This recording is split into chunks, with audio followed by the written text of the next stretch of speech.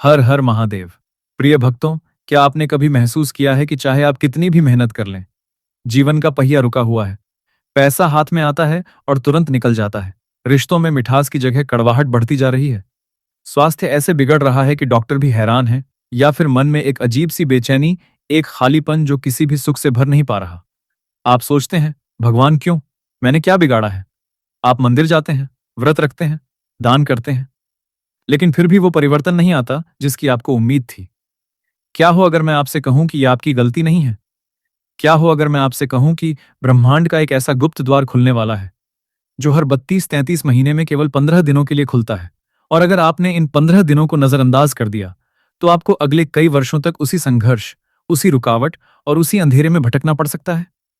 लेकिन अगर आपने इन 15 दिनों का सही उपयोग किया, तो वही रुकावटें रास्ता बन जाएंगी, वही बीमारी स्वास्थ्य बन जाएगी, वही दरिद्रता समृद्धि बन जाएगी। आज के इस वीडियो में मैं आपको वो गुप्त चाबी देने वाला हूं जो महादेव ने अपने सबसे प्रिय भक्तों को दी थी।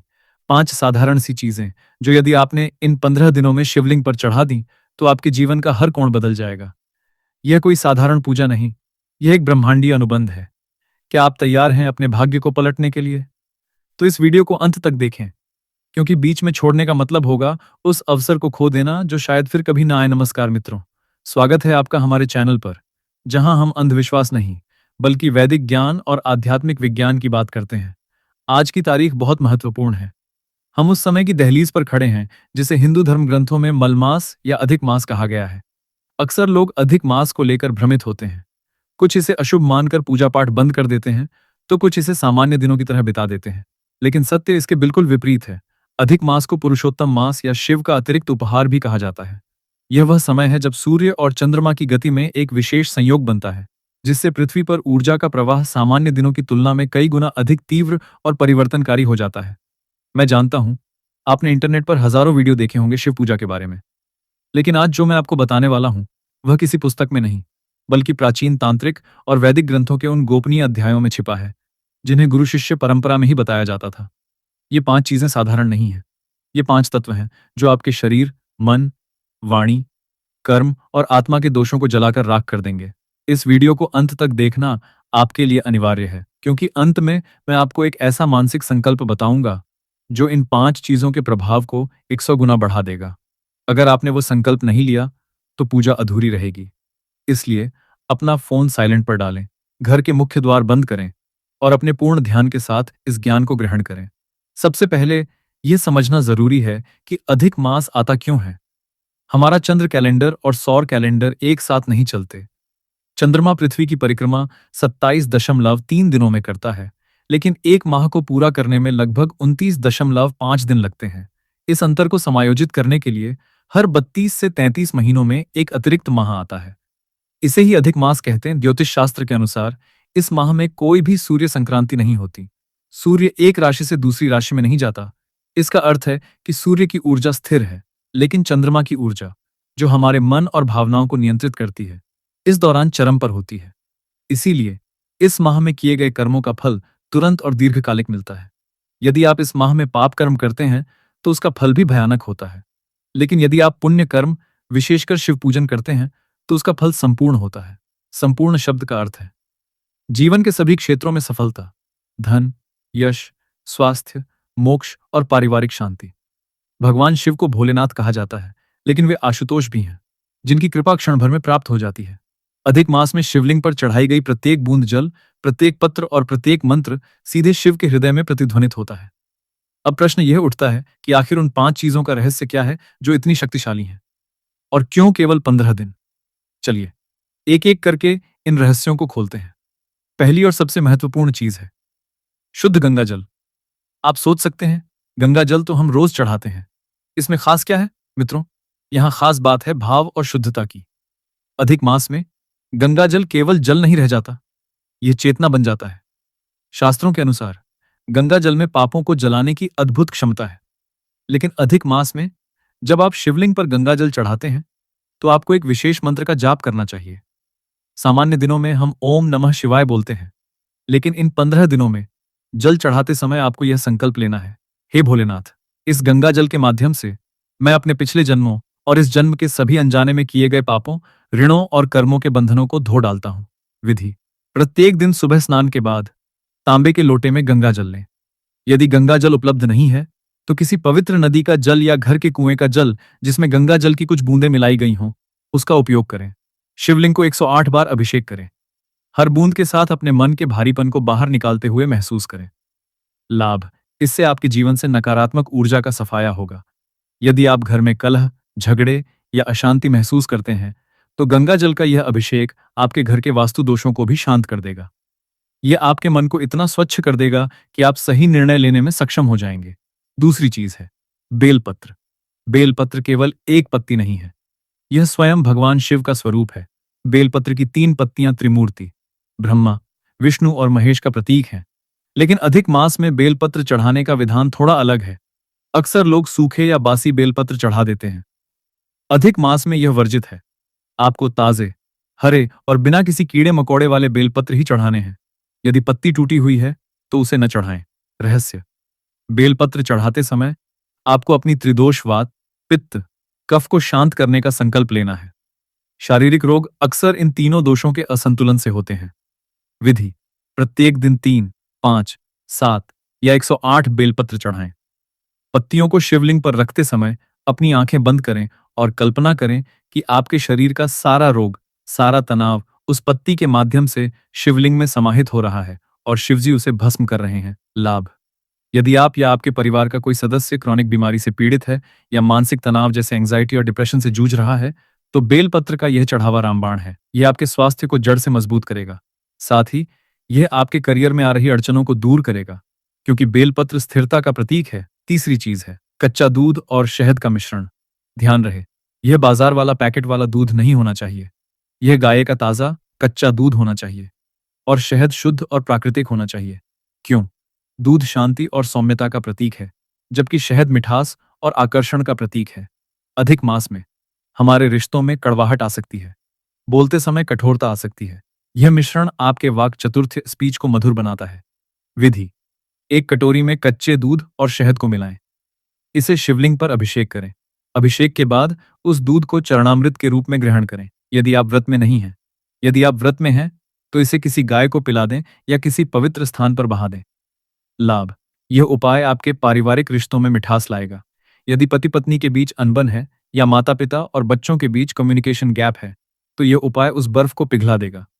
साथ ही यह आपके व्यक्तित्व, पर्सनालिटी में एक ऐसा आकर्षण लाएगा कि लोग आपकी बात मानने के लिए स्वतः प्रेरित होंगे। यह वाग्देवी की कृपा प्राप्त करने का सरलतम मार्ग है। चौथी चीज थोड़ी असामान्य है, लेकिन अत्यंत शक्तिशाली। यह है धतूरे के फूल, धतूरा फ्लावर्स, या यदि धतूरा उपलब्ध न हो तो आक के फूल, एकंत फ्लावर्स। आप हैरान होंगे कि एक विशैला फूल शिव को क्यों चढ़ाया जाता है। इसका गहरा दार्शनिक अर्थ है। धतूरा विष का प्रतीक है।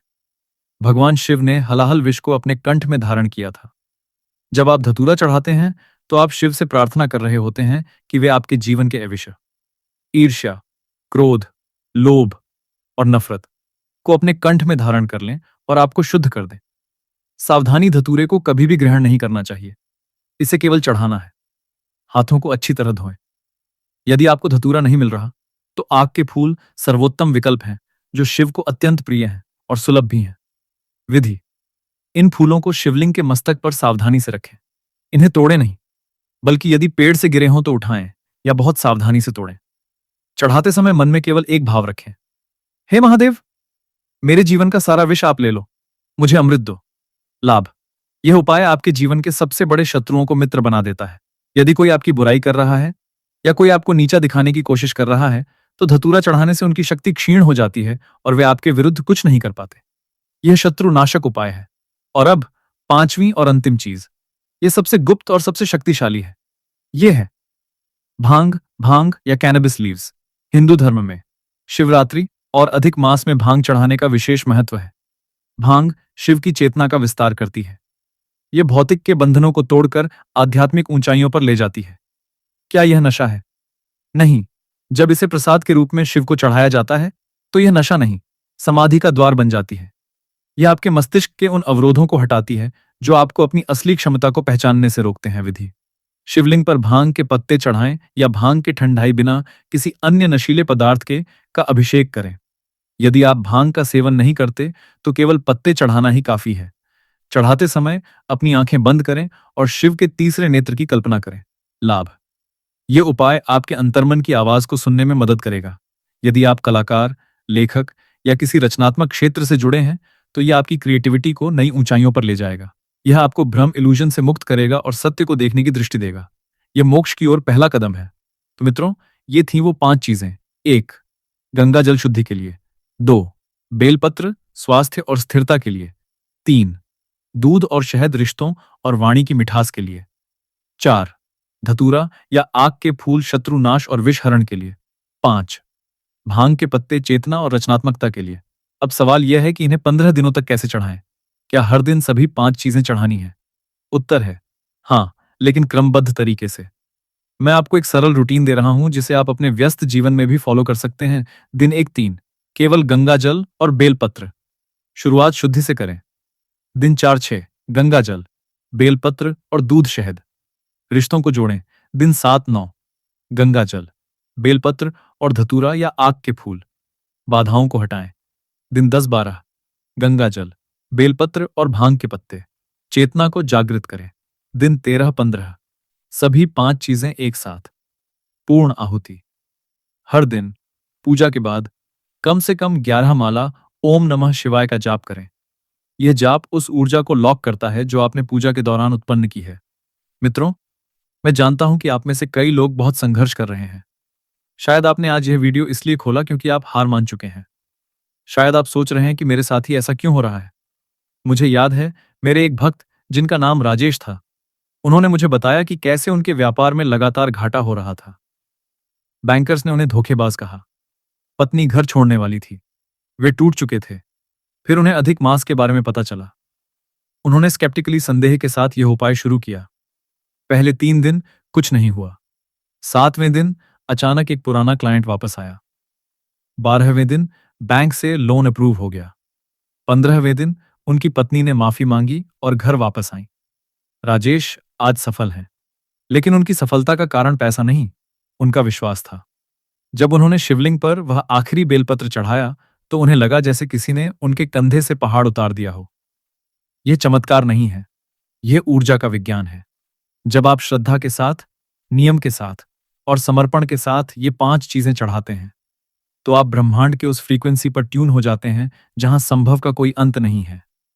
शिव केवल एक देवता नहीं है, वे आपकी चेतना का वो हिस्सा हैं जो कभी नहीं मरता, कभी हार नहीं मानता। अधिक मास उनसे मिलने का समय है। उन्हें अपने दिल में बुलाएं, वे जरूर आएंगे। इन 15 दिनों में कुछ बातों का विशेष ध्यान रखें, अन्यथा फल प्राप्ति में बाधा आ सकती है। 1. मांस मद्य का त्याग। इन 15 दिनों में मांस, मद्य या किसी भी प्रकार का नशा भांग को छोड़कर जो प्रसाद है वर्जित है।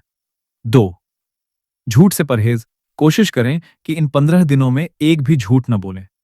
सत्य बोलने से आपकी ऊर्जा शुद्ध रहती है। 3. शिवलिंग की सफाई। पूजा से पहले शिवलिंग को साफ पानी से धोएं। गंदे शिवलिंग पर पूजा नहीं करनी चाहिए। 4. महिलाएं।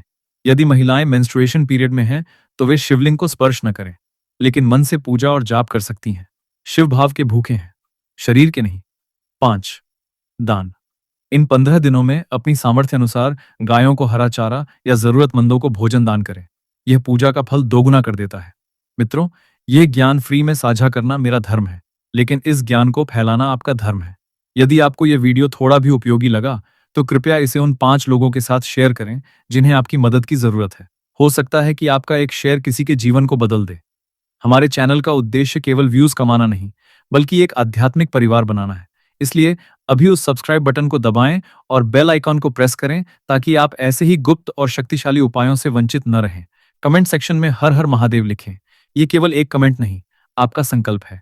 जब हजारों लोग हर हर महादेव लिखेंगे, तो एक सामूहिक ऊर्जा, कलेक्टिव एनर्जी बनेगी जो हम सभी को लाभ पहुंचाएगी।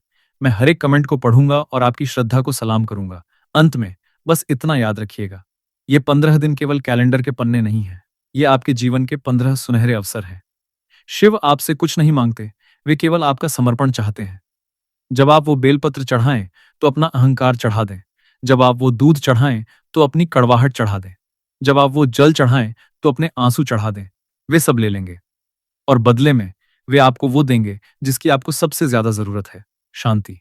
जाइए, इन 15 दिनों को अपने जीवन का सबसे पवित्र अध्याय बनाइए। शिव आप सभी पर अपनी कृपा बनाए रखें। हर हर महादेव। धन्यवाद।